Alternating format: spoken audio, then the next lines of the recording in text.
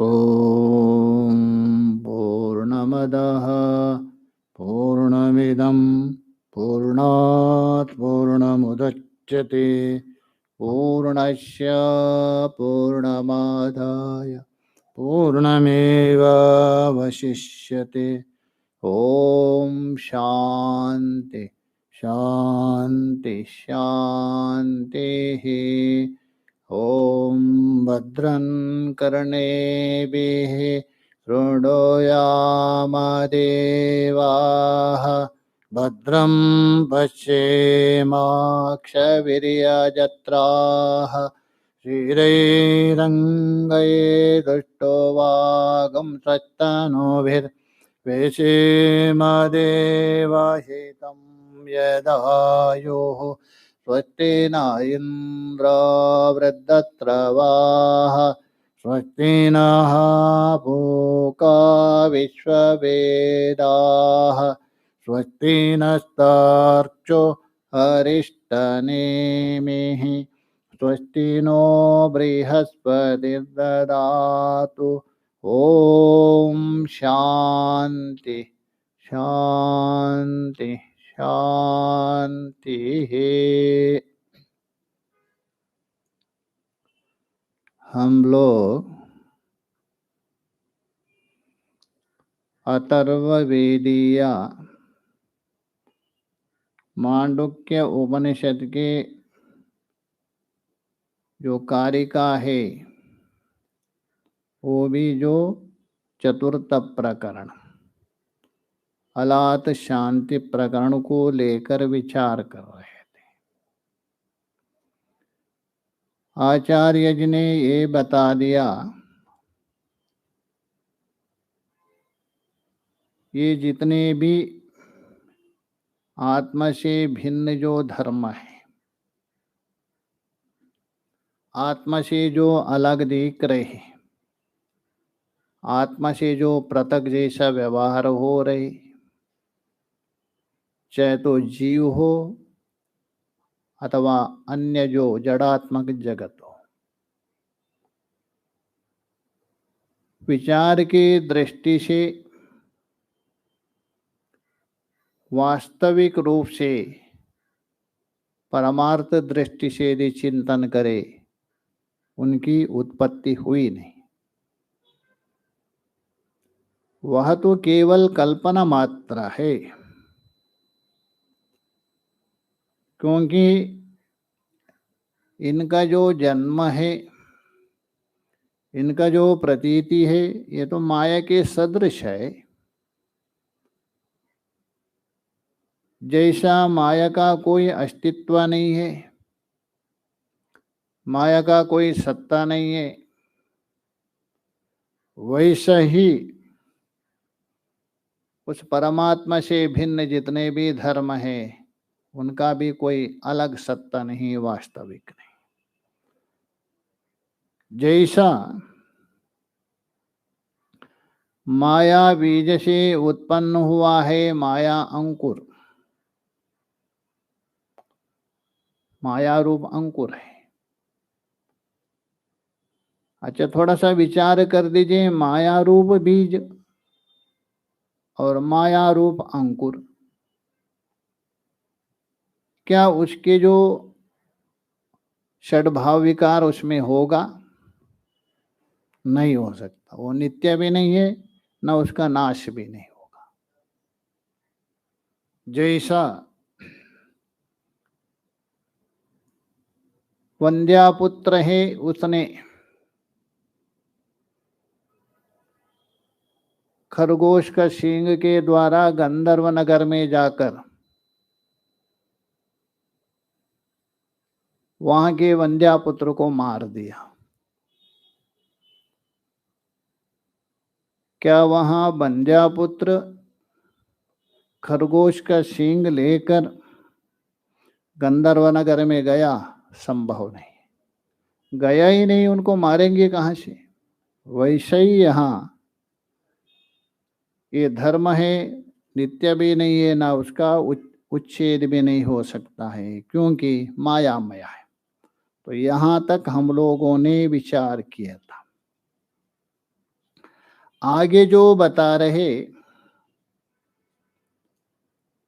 पारमार्थिक दृष्टि से, विचार के दृष्टि से जो आत्मा है, सबका स्वरूप है, सबका अस्तित्व है, ये वाणी आदि का विषय नहीं बन सकता। श्रुति तो स्वयं बता रहे ये तो वाचा निवर्तन्ते अप्राप्य मनसा सा। उसी को ही लेकर यहाँ आचार्य जी बताने जा रहे,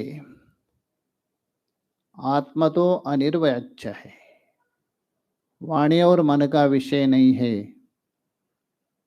और जो आत्मरूप धर्म बता दिया है, जीव जो अनेक माना है, वास्तव में वो नित्य और अनित्य नाम प्रवृत्ति उसमें नहीं होगा, ये बताने जा रहे। देखिए आगे के कारिका 60वीं कारिका में बता रहे, नाजेषु सर्वधर्मेषु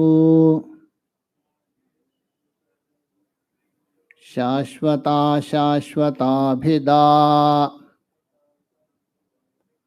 यत्र वर्णान वर्तन्ते विवेकस्तत्र नोच्यते। अजेषु सर्वधर्मेषु, सभी अजन्म आत्मरूप। यहाँ कारिकाकार क्या बता रहे, सभी अजन्म आत्मरूप। इसका मतलब आत्मा तो अनेक है, सर्वधर्मेषु प्रयोग कर रहे हैं। यहाँ जो सभी अजन्म आत्मरूप बता रहे, व्यवहार दृष्टि से जो अलग अलग मान रहे, भिन्न भिन्न मान रहे, उसको लेके बोल रहे। वास्तव में आत्मा अजन्म तो है, किंतु सभी प्रयोग नहीं हो सकता है। एक जो आत्मा है वो सभी कहाँ से बनेगा। तो इसलिए उपाधि के अंदर जो भान हो रहे, मेरा जो ये कार्यकरण संगात परिचिन्न में जो अनुभव हो रहे, आपके जो हो रहे, दूसरे में हो रहे, इनको लेकर वहां सर्वधर्मेषु प्रयोग कर रहे, उपाधि को लेकर। जैसा कोई अलग अलग अलग जो बल्ब प्रकाशित हो रहे, हाँ बोल तो सभी में जो बिजली प्रकाशित हो रहे, क्या बिजली वहां अनेक नहीं है। उपाधि को लेकर वहां अनेकत्व प्रयोग होता है। इसलिए यहां बता रहे, अजेषु सर्वधर्मेषु, सभी अजन्म आत्मरूप धर्मों में, सप्तमी शाश्वता अशाश्वताभिदा न, नित्य है अनित्य है ऐसी नाम की प्रवृत्ति नहीं हो सकती। ये नित्य है अथवा अनित्य है ऐसा वाणी की प्रवृत्ति नहीं हो सकती। ये नित्य और अनित्य ये वाणी के द्वारा, मन के द्वारा होता है। क्योंकि मन के द्वारा आप चिंतन करते हो, विचार करते हो, वाणी के द्वारा वैसा बोलते। किंतु यहाँ ये नित्य है अनित्य है ऐसा नाम की प्रवृत्ति, नाम से उपलक्षण केवल वाणी नहीं है, चिंतन भी नहीं कर सकते। तो ये बोल रहे शाश्वता शाश्वता अभिधा, अभिधा कहते हैं वाणी शब्द, वहां शब्द की प्रवृत्ति नहीं हो सकती। यत्र वर्णा न वर्तन्ते, वर्ण मतलब शक्ति बोधक, वर्ण्यन्ते इति वर्णः, जिसके द्वारा आपको शक्ति का बोध होता है, अर्थात शब्द। वर्ण का तात्पर्य केवल वर्ण नहीं है, अकार इकार ये वर्ण है। इसलिए यहाँ वर्ण समुदाय, अर्थवान वर्ण समुदाय पद लेना, जिसे शक्ति का बोध होता है, क्योंकि पद में एक शक्ति है, सामर्थ्य है बोध करवाने की, ज्ञापन करवाने की। वो जो पद बनता है वर्णों के द्वारा, अर्थवान जो वर्ण है वो मिलने पर एक पद बनता है, अर्थवान पद बनता है। तो अर्थवान पद के द्वारा आपको अर्थ का बोध होता है, घट कहा दिया, कमुग्रीवा का बोध होता है। तो इसलिए बोले यत्रा, यत्र बोल तो जहां, जिस आत्मा में, यस्मिन आत्मने, जिस आत्मा में, वर्णः न वर्तन्ते, वर्णः मतलब वर्ण्यन्ते इति वर्णः शब्दः, उस शब्द की प्रवृत्ति नहीं हो सकती, क्योंकि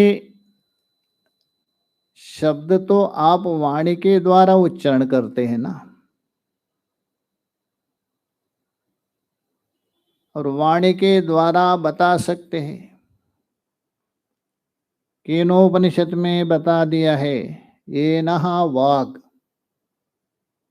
जिसके द्वारा हमारे वागिंद्रिया शब्दादि उच्चारण करती है,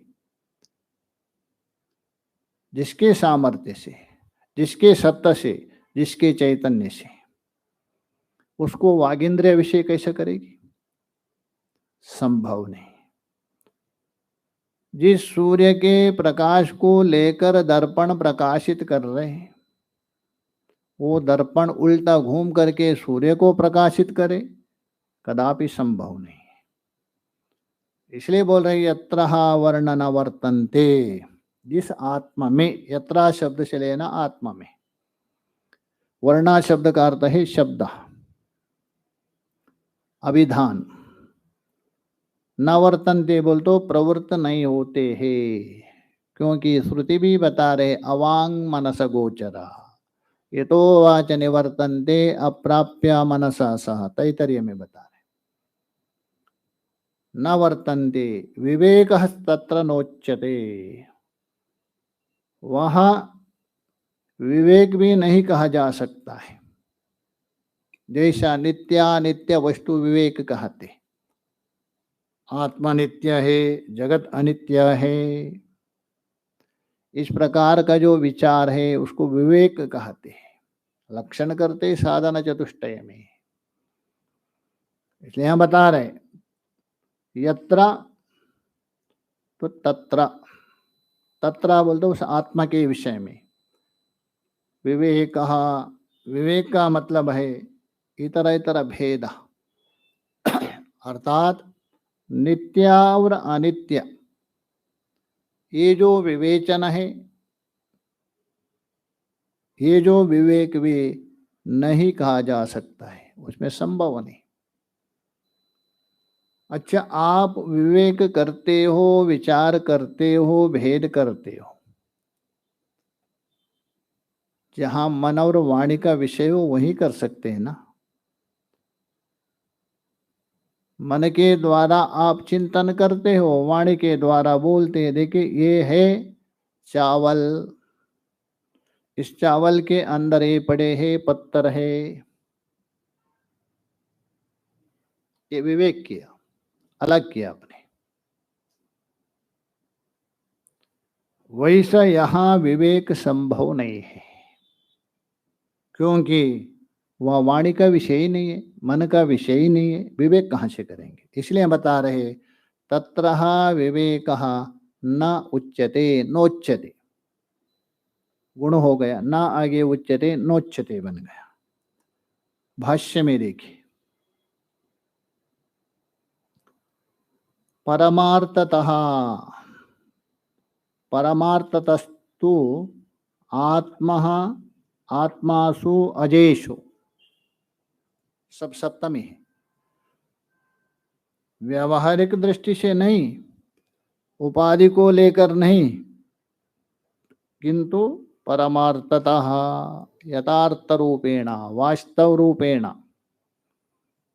ईशावास्य में बता दिया या तत्य आत्मा का, उस परमार्थतासु आत्मासु, जो परमार्थ जो आत्मा है वो कैसे है? अजेषु, अजन्म है।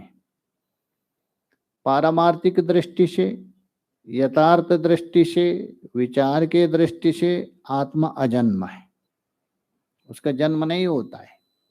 न जायते म्रियते वा कदाचित, तो अजेषु नित्यः एक रसः विज्ञप्ति मात्रः सत्तकेषु, उसे कोई स्पष्ट अर्थ कर रहे हैं। नित्य सदा रहता है, कभी रहेगा कभी नहीं रहेगा, ऐसा नहीं, नित्य। और एक रस, एक रस का मतलब है जिसमें कोई परिवर्तन नहीं। जो परिवर्तन होता है, बदलता है, वो अनेक रस होता है, किंतु एक रस है, एक स्वरूप है, कूटस्थ है। तो बोले नित्य एक रसः, यहाँ भी देखिए नित्य है, उसके बाद एक रस है, वृद्धि हो गए, नित्येक रस। विज्ञप्ति मात्रः सत्तकेषु, विज्ञप्ति, विज्ञप्ति का मतलब है विज्ञान, ज्ञान मात्रा। यह विज्ञप्ति ही, विज्ञप्ति का मतलब है स्वरूपात्मक ज्ञान। इसलिए यहाँ भगवान भाष्यकार जी विज्ञान शब्द प्रयोग नहीं कर रहे, क्योंकि विज्ञान शब्द यदि प्रयोग किया होता तो बुद्धिपरक भी हो सकता था। विज्ञायते अनेन इति विज्ञानम बुद्धि, विज्ञान का दो अर्थ करना पड़ेगा आपको, एक करण परक है, एक विज्ञप्तिर विज्ञान। ये दो करने के अपेक्षा सीधा भाष्यकार जी ने यहाँ प्रयोग कर रहे विज्ञप्ति। विज्ञप्ति का मतलब विज्ञान मात्र, विज्ञान स्वरूप, विज्ञान घन, उसको बोलते हैं विज्ञान मात्रा। वही सत्तकेषु, उसका सत्ता कोई अलग नहीं है, उसका अस्तित्व कोई अलग नहीं है। जो विज्ञान मात्र सत्य स्वरूप है, विज्ञान मात्र, चैतन्य मात्र सत्य स्वरूप यीशु, ये हो गया आत्मा का। ऐसे जो आत्माओं में देखिए यहाँ सत्तकेषु बहुवचन दे रहे, इसका मतलब आत्मा अनेक है ऐसा नहीं है, किंतु उपाधि के कारण जो अनेक दिख रहे ना, वे भी अनेक नहीं है, एक है। शाश्वतः अशाश्वत इति वा, शाश्वत का मतलब है नित्य, अशाश्वत का मतलब अनित्य, अथवा शाश्वत का मतलब है जिसमें कोई परिवर्तन नहीं है। अशाश्वत का मतलब है परिवर्तन होना, जो परिवर्तन होता है उसको अनित्य माना जाता है, जो परिवर्तन नहीं होता है उसको नित्य माना जाता है। इसलिए शाश्वता शाश्वत अशाश्वता नित्या नित्य इति वा, नित्य है अथवा अनित्य है, वा शब्द अथवा अर्थ में। ना को ज्ञान भाई, अभिधाना अनभिधाना अभिधाना न प्रवर्तते, वा अनभिधाना अभिधानः, ये दोनों उसमें संभव नहीं है। अभिधान का मतलब है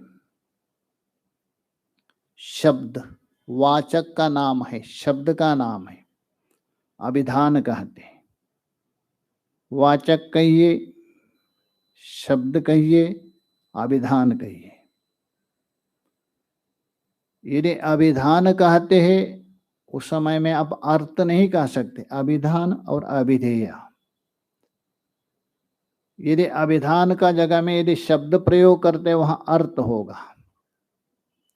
वाचक कहते हो वाच्य होगा, ये संबंध है। अभिधान अभिधेय, शब्द अर्थ, वाचक वाच्य, एक ही अर्थ है।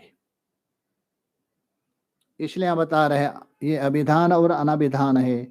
न प्रवर्तते, अर्थात उसमें शब्द की प्रवृत्ति नहीं हो सकती, संभव नहीं है। शब्द का विषय ही नहीं है, आत्मा किसी का प्रवृत्ति निमित्तक है ही नहीं। प्रवृत्ति निमित्तक 4 या 5 माना है, जाति है, धर्म है, संबंध है, गुण है, ये आत्मा में है ही नहीं। किंतु यहां शब्द को लेके बता रहे हैं।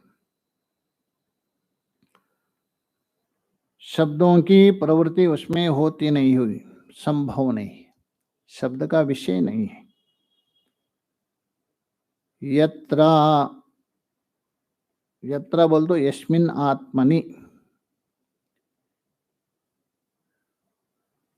येषु वर्ण्यन्ते यैर् अर्थाते वर्णः शब्दा न प्रवर्तन्ते। पहले वर्ण का अर्थ कर रहे हैं। येषु, यत्र का अर्थ क्या है? येषु, जिस आत्मा में, जिन आत्माओं में, वर्णः न प्रवर्तन्ते, वर्ण मतलब शब्द। तो वर्ण का अर्थ आप शब्द कैसे किया?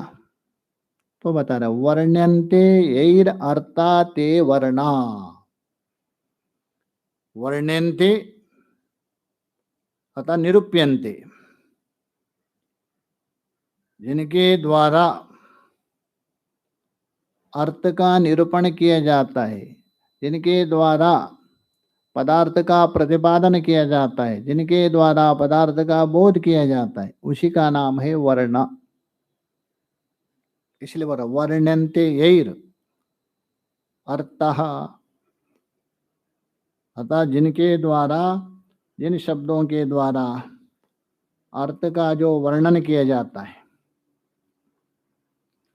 उसी का नाम है वर्णः। उसी का अर्थ कर रहे शब्दा। वर्ण का अर्थ है शब्द, क्योंकि शब्द के द्वारा ही अर्थ का बोध होता है। ऐसे जो वर्ण है, ऐसे जो शब्द है, न प्रवर्तन्ते येषु, यत्र मतलब येषु, जिन आत्माओं में, न प्रवर्तन्ते अर्थात उसमें प्रवृत्ति नहीं हो सकती है, अर्थात उसमें विवेक नहीं कर सकता है, नित्य है अनित्य है भेद नहीं कर सकता है। न प्रवर्तन्ते, अभिधातुम प्रकाशितुम न प्रवर्तन्ता इत्यर्थ स्पष्ट कर रहे। अभिधातुम मतलब बतलाने के लिए, प्रतिपादन करने के लिए, निरूपण करने के लिए, ये शब्दों की भी प्रवृत्ति नहीं हो सकती। जैसा घट को बतलाने के लिए घट शब्द प्रयोग होता है, अयम घटः पश्यतु। किसी बालक को आप समझा रहे, अयम घटः पश्यतु। अभी यहाँ शब्द की प्रवृत्ति हो गई घट अर्थ को बोध करने के लिए, अयम पटः, ये पट है करके। वैसा ये जो शब्द की प्रवृत्ति उस आत्मा में संभव नहीं है, यही बता रहे। अभिधातुम, अभिधातुम का मतलब कथन कर्तुम, बतलाने के लिए, प्रतिपादन करने के लिए।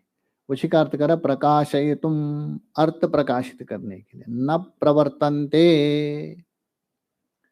का शब्द, शब्द उसमें प्रवृत्त नहीं हो सकते इत्यर्थः। ये अर्थ हो गया किसका? कारिका का। यत्र वर्णः न वर्तन्ते, इसका अर्थ है। इदमेवम् इति, इदम एवं इति विवेको विविक्तः, विविक्ततः तत्र नित्यो अनित्या इति नोच्यते। उसको स्पष्ट कर रहे हैं। इदमेव बोल तो यह ऐसा है, वह इस प्रकार का है, ये जो वस्तु इस प्रकार की, मतलब इदम शब्द के द्वारा अथवा ईदृग और तादृग शब्द से, इस प्रकार का ही है, ये वस्तु उस प्रकार की है, ये इतनी बड़ी है, ये इतनी छोटी है। जहाँ ईदृग और तादृग बुद्धि होती है, ये दृश्य पदार्थ है। आत्मा में ना ईदृग और तादृग बुद्धि नहीं होती, वो अनिद्रिग है, इसलिए शब्द से नहीं बता सकते, इसलिए हम बता रहे हैं। इदम एवमिति, इदम बोल तो यह वस्तु ऐसा ही है, यानी उसको स्पष्ट कर रहे हैं, ये नित्य है या अनित्य है। जैसे घट अनित्य है और आकाश नित्य है, नैयायिक मानते हैं, विवेक हो गया। वैसा ये नित्य है अनित्य है, इस प्रकार विवेको, विविक्तता बोल तो विवेक, ये वहां संभव नहीं है। तत्र नित्यो नित्य इति विविक्ततः नोच्यते, ये नहीं बता सकते। क्यों? वाणी का विषय नहीं है, मन का विषय नहीं है, तो कैसे बता सकते? क्योंकि उसमें ईदृग और तादृग नहीं है, अनिद्रिग है। इसलिए वहां आप विभाजन करके, अलग करके वाणी के द्वारा नहीं समझा सकते आत्मा को, यही बता रहे। विविक्ततः तत्र नित्यानित्या इति न उच्यते नोच्यते, न उच्यते नोच्यते गुण हो गया। क्यों? श्रुति भी इसको पुष्ट कर रहे, तैतरीय, ये तो वाच निवर्तन्ते अप्राप्य मनसा सह, मन के सहित वाणी भी वहां से लौट के आती है। हमारे इंद्रिय में ये दो इंद्रिय है, सबसे प्रबल मानी जाती है। वाणी के द्वारा भी भूतकालीन, वर्तमानकालीन, भविष्यकालीन का आप कथन कर सकते हैं। बीता हुआ वस्तु को भी बोल सकते, वर्तमान वस्तु को भी बोल सकते, भविष्य होने वाले को भी बोल सकते। वाणी को मन के द्वारा भी बीता हुआ पदार्थ को स्मरण कर सकते, वर्तमान पदार्थ का भी चिंतन कर सकते, भविष्य पदार्थ है उसका भी स्मरण कर सकते। तो कहने का मतलब भूत वर्तमान भविष्य उनका चिंतन होता है और कथन होता है वाणी और मन से। नेत्र से ऐसा नहीं होगा। आंख से केवल वर्तमान है उसको देख सकते आप, भूतकालीन हो अथवा भविष्यकालीन हो नहीं देख सकते। तो भूत वर्तमान भविष्य के विषय में कथन करने वाली वाणी, भूत वर्तमान भविष्य का चिंतन करने वाला जो मन है वही विषय नहीं बन रहे, तो दूसरे इंद्रिय तो दूर की बात है। इसको बता रहे, ये तो वाच निवर्तन्ते अप्राप्य मनसा सा, मन के साथ वाणी भी लौट के आती है, अतः वाणी के द्वारा उसका वर्णन नहीं कर सकते, कथन नहीं कर सकते। यहाँ एक प्रश्न हो सकता है, वाणी के द्वारा यदि वर्णन नहीं कर सकते, वाणी का विषय नहीं है, शास्त्र भी एक प्रकार की वाणी है ना परमात्मा की, तो शास्त्र का विषय कहाँ बनेगा? तो बोलो शास्त्र का विषय भी नहीं है। शास्त्र केवल आपको ये बता रहे उस आत्मा में आरोपित जितनी भी उपाधि है उसको निवारण करने के लिए शास्त्र की उपयोगिता है, परमात्मा को प्रतिपादन करने नहीं। उस आत्मा में जो अध्यारोपित है उसकी निवृत्ति करने के लिए प्रयोजन है, चाहे तो विधि मुख से हो या निषेध मुख से हो, उसका एक ही तात्पर्य है। उसके बाद आगे स्पष्ट कर रहे हैं, एक ही परमात्मा ये विलक्षण जगत रूप से प्रतीति हो रहे। वास्तव में द्वैत नाम का कोई पदार्थ है ही नहीं है, अद्वितीय ही एक है, द्वैत इव देख रहे। उसके लिए एक स्वप्न का दृष्टांत दे के समझा रहे, यद्यपि ये पीछे भी बता दिया था ग्राह्य ग्राहक भाव करके, पुनः उसको बता रहे स्पष्ट करने के लिए आगे के कारिका में।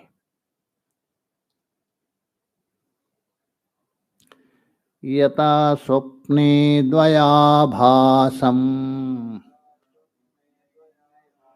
चित्तं चलति मायया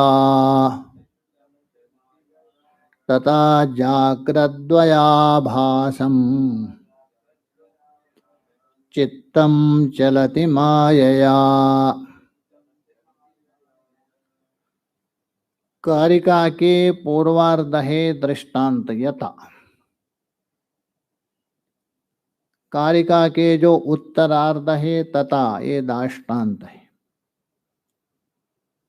यहाँ बता रहे यथा, यथा बोल तो एन प्रकारेण, जिस प्रकार से, जैसे स्वप्ने, स्वप्ने मतलब स्वप्नावस्था, जागृत और सुषुप्ति के जो संधि है, स्वप्न को संधि माना है बृहदारण्यक में, क्योंकि जागृत से आप सुषुप्ति में जाएंगे स्वप्न को पार करके, सुषुप्ति से जागृत में आएंगे उस संधि को पार करके। हाँ, कभी कभी उस संधि को जो पार करते स्वप्नावस्था में जाते स्मरण नहीं रहता है, जाते समय सुषुप्ति में बीच में जो स्वप्न देखता है वो अधिक से अधिक आपको स्मरण नहीं रहता है। सुषुप्ति से जो जागृत में जो आते हैं तो बीच में वहां स्वप्न है वो आपको याद रहता है, इसलिए कहते प्रातःकालीन स्वप्न, भोर का स्वप्न बोलते। तो इसलिए यहां बता रहे यतः स्वप्ने, जैसा स्वप्नावस्था में, स्वप्न का मतलब है स्वप्न कोई अलग नहीं है, जागृत आदि में अनुभव किया था वो संस्कार और अविद्या निद्रादि जो दोष, इनको मिला करके जीव एक दूसरी अवस्था में प्रवेश करता है, उसी का नाम है स्वप्न। और उस समय में उस जीव का नाम कहा दिया तेजस, कहा दिया तेजस नाम पड़ गया जीव को। तेजस का मतलब तेजो मात्रों के, मतलब इंद्रियों का सूक्ष्म अंशों के साथ संबंध होने से तेजस कहा दिया। तो इसलिए बता रहे यतः स्वप्ने मतलब स्वप्नावस्थायाम, स्वप्नावस्था में द्वयाभासम, द्वया मतलब है द्वैताभास, द्वैत का मतलब एक ग्राह्य है एक ग्राहक है, इसी का नाम है द्वैत है, इसी का नाम है भेद। एक ग्राह्य एक ग्राहक, ग्राह्य, ग्राहक मतलब ग्रहण करने वाला, नुमड़ प्रत्यय हो गया, ग्राह्य मतलब जिसको ग्रहण कर रहे। तो ग्राह्य और ग्राहक ये जो द्वैताभास, दो हो गया, एक ग्राह्य रूपेण, एक ग्राहक रूप से। ये भेद का भान हो रहा है, उसको ही यहाँ बता रहे। यथा स्वप्ने द्वयाभासम, द्वय का मतलब ग्राह्य ग्राहक लीजिए अथवा प्रतिपाद्य प्रतिपादक लीजिए। प्रतिपाद्य और प्रतिपादक, ग्राह्य हो गया वो प्रतिपाद्य हो जाएगा, ग्राहक होगा वो प्रतिपादक होगा। अथवा शब्दांतर से यदि कहे तो ग्राहक का नाम है निरूपक, ग्राह्य का नाम है निरूप्य। तो इसको यहाँ द्वयाभासम, द्वयाभास बोल तो द्वैताभास, भेद रूप से, आभास बोल तो स्फुरित होता है। कौन? चित्तम, कहने का मतलब जो चित्त मन, तो अर्थ हो गया स्वप्नावस्थायाम चित्तमेव, स्वप्नावस्था में चित्त बोल तो मन ही द्वयाभासम, ग्राह्य और ग्राहक, प्रतिपाद्य और प्रतिपादक रूप से स्फुरित होता है। क्यों होता है? कारण क्या है? मायया, कारिकाकार बता रहे मायया, माया के द्वारा, मूल है माया, तो माया के कारण, माया के द्वारा आपका एक ही चित्त, एक ही मन ग्राह्य भी बनता है, ग्राहक की भी बनता है। उसको ही बता रहा है यथा स्वप्ने मायया चित्तम द्वयाभासम चलति। चलति का मतलब है स्पंदते, स्पंदन होता है, स्फुरित होता है। एक ही मन है, ग्राह्य भी बनता है, ग्राहक भी बनता है माया के द्वारा। ये हुआ दृष्टांत। दृष्टांत भी देखिए, तथा यथा तथा, वैसा ही, तेन प्रकारेण जागृत द्वयाभासम, जागृत काल में भी ग्राह्य ग्राहक हो रहे, प्रतिपाद्य प्रतिपादक हो रहे, वहां भी चित्तम माया चलती, माया के द्वारा मन ही चलती बोल तो स्फुरत ही, नाना प्रकार से स्फुरित हो रहे, अर्थात मन का स्पंदन है ये। योग वाशिष्ठ में वशिष्ठ जी वहां स्पष्ट रूप से बता रहे हैं, हे राम ये जगत कुछ है नहीं, मन का स्पंदन है। तो इसलिए बता रहे जागृत काल में भी माया के द्वारा एक ही चित्त, ग्राह्य भी बन रहे, घटादि ग्राहक भी बन रहे, इस प्रकार स्फुरित हो रहे, दिख रहे, है तत्व एक अनेक दिख रहे। तो उसी को ही और स्पष्ट कर रहे आगे के कारिका में। यहाँ कोई भाष्य विशेष नहीं है, सरल है, पीछे भी बता दिया था, इसलिए भगवान भाष्यकार ने ज्यादा नहीं कहा रहे। 65वें कारिका में बता रहे, देखिए अद्वयम च द्वयाभासम चित्तम स्वप्नेन संशयः, अद्वयम च द्वयाभासम तथा जागरन्न संशयः। अद्वयम द्वयाभासम चित्तम स्वप्नेन संशयः, यहाँ यथा का अध्याहार कर दीजिए। यतः बोल दो जैसे, जिस प्रकार से, स्वप्ने सप्तमी है, स्वप्नावस्था में, स्वप्न काल में, स्वप्नी सप्तमी है, अवस्था अथवा काल का, स्वप्नावस्था अथवा स्वप्न काल में अद्वयम चित्तम, यह चित्त को अद्वय बोल रहे। अद्वय का मतलब है चित्त से अतिरिक्त कुछ है ही नहीं, ये तात्पर्य। नहीं तो अद्वितीय होता है परमात्मा, चित्त तो द्वैत के अंतर्भूत ही आ जाएगा। किंतु यहाँ जो अद्वितीय बोल तो चित्त से अतिरिक्त कोई है नहीं, ये तात्पर्य। जैसे लोक में ये अद्वितीय व्यक्ति है, तो अद्वयम चित्तम, चित्त का विशेषण है, मतलब एक ही चित्त है, चित्त से अतिरिक्त वहां दूसरा कोई नहीं। वो जो चित्त अर्थात मन, द्वयाभासम, द्वयाभासम बोल तो अभी अभी बताया वही लेना, प्रतिपाद्य प्रतिपादक, ग्राह्य ग्राहक, तो ग्राह्य ग्राहकादि रूप द्वैतम भासते, स्वप्ने द्वयाभासम भासते न संशय, इसमें कोई संदेह नहीं है। क्योंकि स्वप्न में ना वहाँ हाथी है, घोड़े है, समुंदर, कुछ नहीं, मन ही बन रहे, मन ही ग्रहण कर रहे, मन में ही ग्राहक भी है। उसको बोल रहे अद्वयम च अद्वयाभासम चित्तम स्वप्ने न संशय। चित्तम स्वप्ने, कीदृश चित्तम, अद्वय चित्तम, एक ही चित्त ग्राह्य ग्राहक रूप से भान होता है, इसमें कोई संदेह नहीं है, ये निश्चय है। तथा वैसा ही, क्योंकि ऊपर में यथा नहीं है,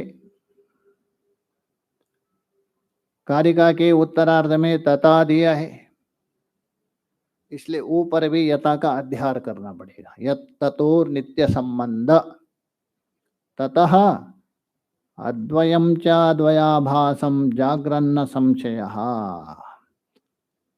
उसी प्रकार जागृत काल में भी, जागृत अवस्था में भी, जागृत बोल तो जहाँ इंद्रिय आदि स्थूल पदार्थ को ग्रहण करते हैं, उस अवस्था में भी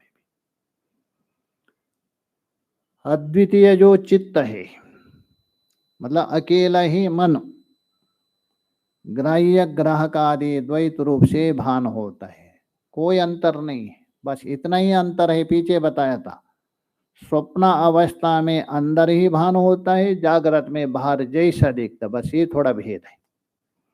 तो कहने का मतलब स्वप्न में एक ही मन ग्राह्य ग्राहक रूप से भान होता है, वैसे ही जागृत अवस्था में निस्संदेह संशय रहित जो अद्वितीय एक मन है, वही ग्राह्य और ग्राहक रूप द्वैत रूप से भान होता है। आत्मा में कुछ है ही नहीं, मन के द्वारा ही हो रहे। इसलिए शास्त्र में कहा मन एवा कारणम, मन ही बंध मोक्ष का कारण कहा दिया। भाष्य में देखिए थोड़ी सी, यत् पुनर् वाग्गोचरत्वं परमार्थतो अद्वयम, तो ये बोल रहे यत् पुनर् वाग्गोचरत्वं परमात्मतो अद्वयम विज्ञान मात्रस्य तन्मनसा स्पंद मात्रम न परमार्थता इति उक्तार्थो श्लोको। भाष्यकार जी बता रहे, ये जो वाग्गोचरत्वम, वाणी का जो विषय बनता है, सामान्य जो वस्तु, वो परमार्थ तो अद्वयस्य, परमार्थिक रूप से जो अद्वय है, ये तो वाणी का क्या है, अगोचर होता है।